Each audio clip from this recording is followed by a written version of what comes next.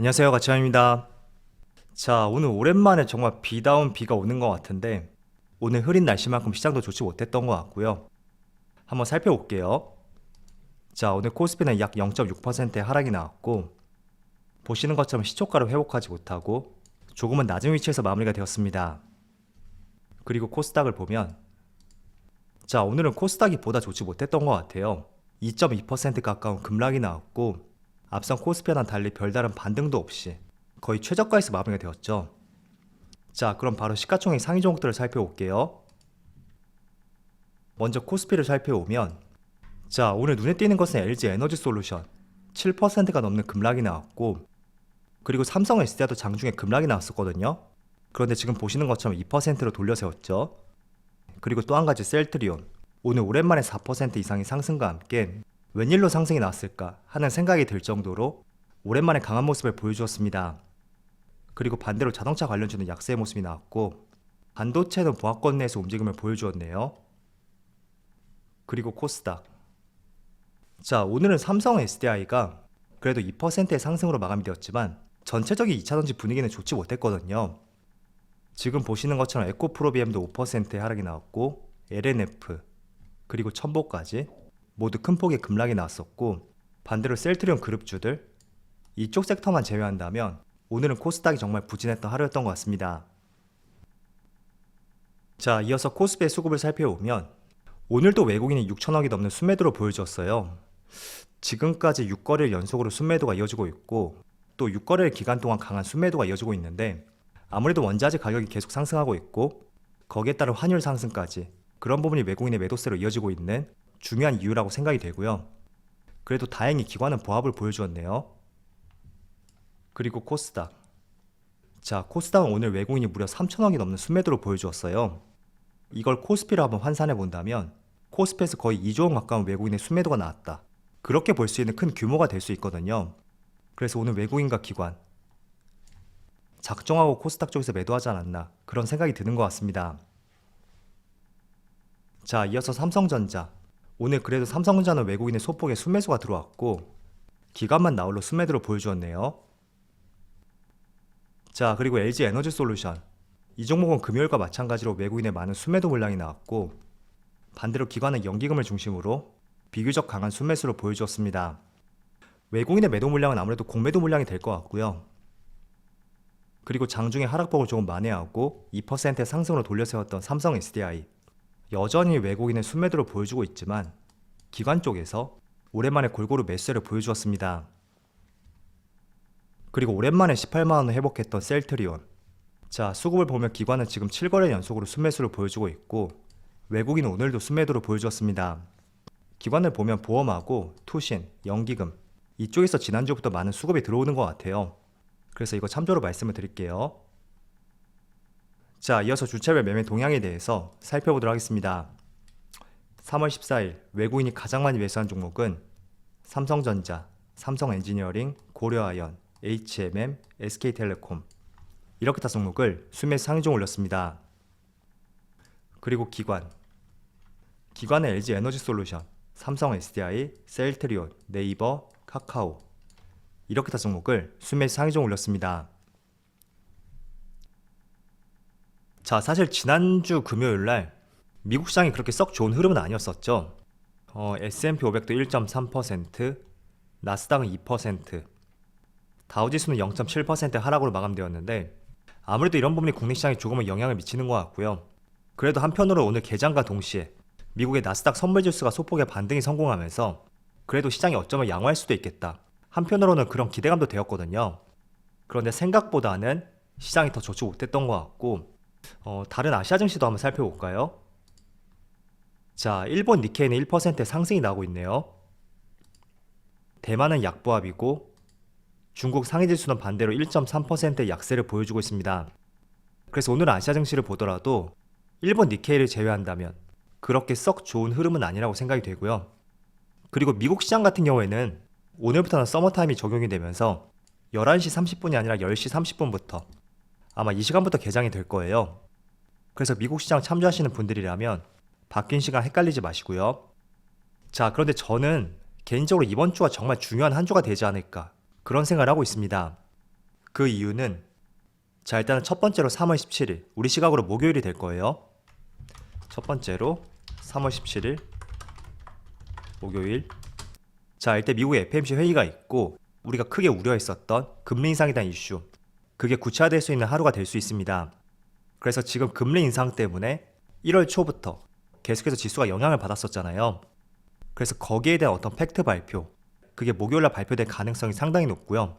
일단 여기서 한 가지 체크해 볼 것은 정말로 금리 인상이 0.5%까지 올라가는지, 그게 가장 중요한 키포인트가 되지 않을까, 그렇게 보여지는 것 같습니다.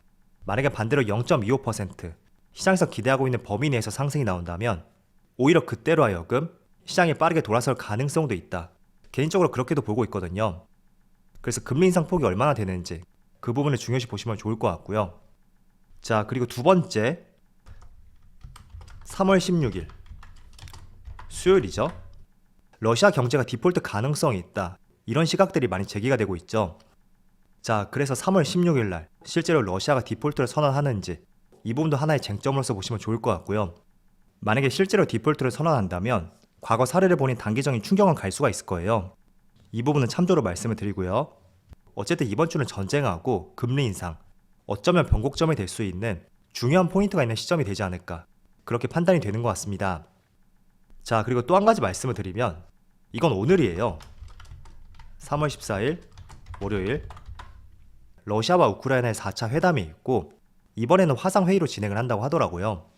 그래서 지금 1차, 2차, 3차 의미 있는 합의점을 도출해내지 못했지만 어쨌든 4차까지 끌고 왔다는 것 자체만으로도 개인적으로 저는 접점을 향해 나아가고 있지 않나, 그렇게 판단하고 있습니다. 그래서 이번 주가 정말 중요한 시점이 될 것 같고요. 한편으로는 변곡점이 될 가능성도 있다, 그렇게 보여지는 것 같아요.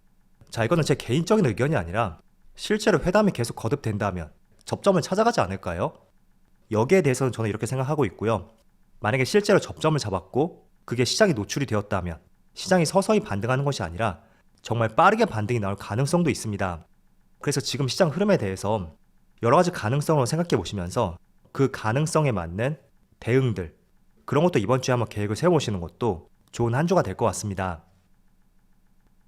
자, 그리고 오늘 시장 상황이 좋지 못한데 셀트리온 삼형제의 강세가 이어지고 있어요. 잠깐 재료에 대해서 말씀을 드려볼게요. 자, 그동안 셀트리온 같은 경우에는 분식회계 이슈, 이게 해결이 되지 않음에 따라서 다시 반등할 만하면 하락하는 그런 모양새가 굉장히 빈번하게 나왔었죠.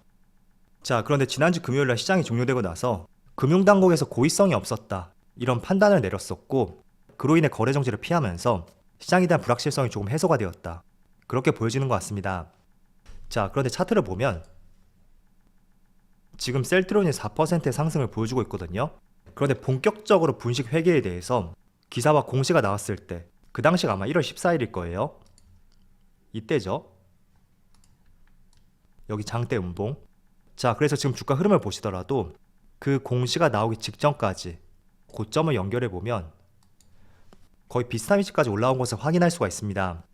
그래서 일단은 주가가 거의 다 회복을 했다, 이렇게 볼 수 있고, 이런 재료가 단기적으로 주가에 더 상승을 부추길 수 있는지 그 부분은 주가가 충분히 다시 올라왔던 만큼 조금 더 고민을 해봐야 되지 않을까, 저는 이렇게 생각을 하고 있습니다.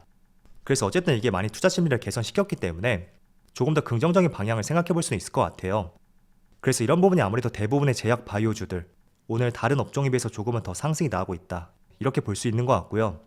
어쨌든 제가 드리고 싶은 말씀은 분식 회계에 대한 이슈가 나왔던 것이 지난 1월 14일이었고 그 직전의 주가까지 가격을 많이 회복을 해주었다, 그 점을 말씀을 드리고 싶고, 그렇기 때문에 이런 이슈로 인해서 주가가 더 상승이 나올 수 있는지에 대해서는 다소 조금은 고민을 해봐야 되지 않을까, 그런 의견을 전달해 드리는 것입니다.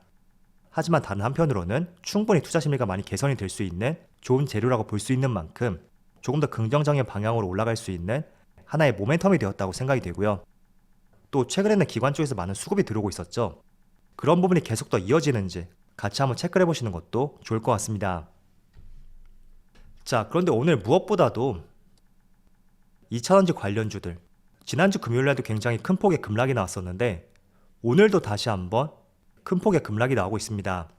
대표적으로 LG 에너지 솔루션, 이 종목은 지난주 금요일이었죠. 아마 이때부터 코스피 200에 편입이 되었을 텐데 공매도 비중이 상당히 많이 늘었어요. 자, 한번 살펴볼까요? 여기 보시면 이게 지금 에너지 솔루션의 공매도 비중인데 거래 대금을 한번 볼게요. 무려 2,600억 원의 공매도 거래 대금이 발생이 되었고 금요일날 거래 대금이 7천억이 터졌거든요. 한 30% 되나요? 지난주 금요일 거래 대금에 있어서 약 30%가 공매도 거래 대금으로 발생이 되었다. 그렇게 볼 수 있는 것 같습니다. 자, 그런데 일단은 기업 자체에 대한 부정적인 이슈보다는 저는 원자재 가격 상승, 여기에 따른 하방 압력을 강하게 받는 상황에서 그걸 활용해서 공매도 세력들이 거래 대금을 많이 증가시키지 않았나, 그렇게 생각이 되더라고요. 자, 그래서 그런 과정에서 오늘도 굉장히 큰 폭의 급락이 나오고 있고 이 거래 대금은 아마 저녁쯤에 볼 수가 있을 거예요. 그래서 내일도 한번 보여드릴게요. 그리고 다른 종목들을 보더라도 삼성 SDI하고 SK이노베이션은 양봉으로 돌려세웠는데 다른 2차원지 기업들 한번 보세요. 에코프로비엠 6%, LNF 8%, 또 첨보도 8%, 그리고 대주전자재료도 8%.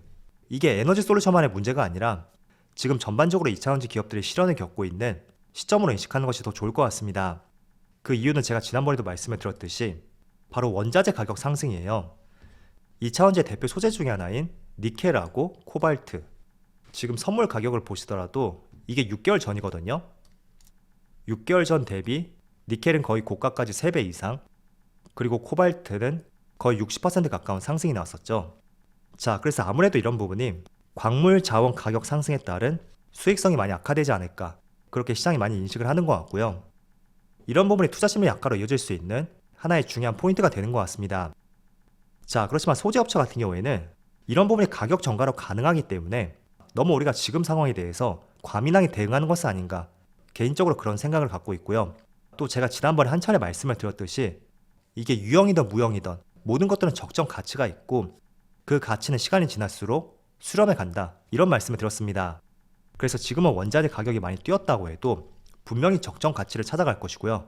또 제가 중반부에서 한번 말씀을 드렸듯이 이 회담이 계속됨에 따라서 접점을 찾게 된다면 생각보다 시장이 빠르게 돌아설 가능성이 있다고 말씀드렸습니다.